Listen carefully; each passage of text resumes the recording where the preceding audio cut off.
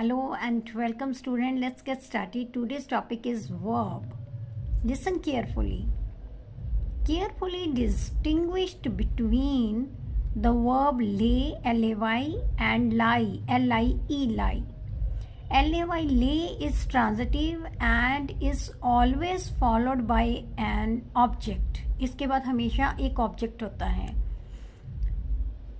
The verb lie, L-I-E, lie is intransitive and cannot have an object. Listen carefully.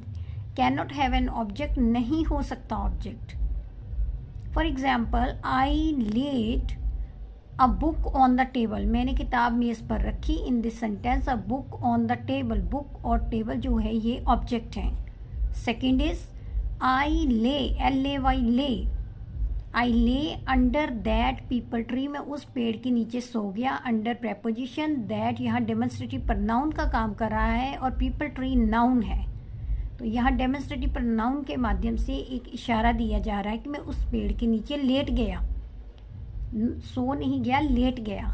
तो यहाँ पर मैं form of verb को भी बताना चाहूँगी. Difference between form of verb L-A-Y lay, L-A-I-D laid. Third is L-A-I-D, late.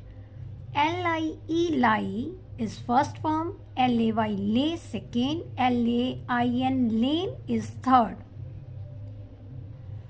Try to understand the difference between lay and lie. L-A-Y, lay के बाद एक ऑब्जेक्ट का प्रयोग होता है और L-I-E, lie के बाद ऑब्जेक्ट नहीं हो सकता, वो intransitive verb होगा. Which participle should we use? A present participle should not be used to express an action which is not contemporaneous with the action of the principal verb. जब principal verb का जो action है, काम है, वो subordinate verb के साथ एक समय पर नहीं होता हो, तो हमें वहाँ पर प्रेजेंट पार्टिसिपल का इस्तेमाल नहीं करना चाहिए.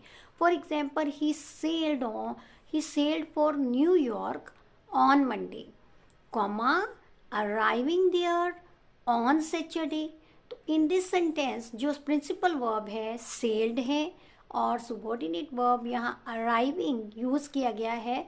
यहाँ प्रेजेंट पार्टिसिपल लगाया गया है जो ग्रामर के रूल के अकॉर्डिंग गलत है. यहाँ अराइव्ड पार्टिसिपल का प्रयोग करना चाहिए, अराइव्ड देयर ऑन सैटरडे, क्योंकि यहाँ पर दोनों एक्शन अलग अलग समय पर हो रहे हैं.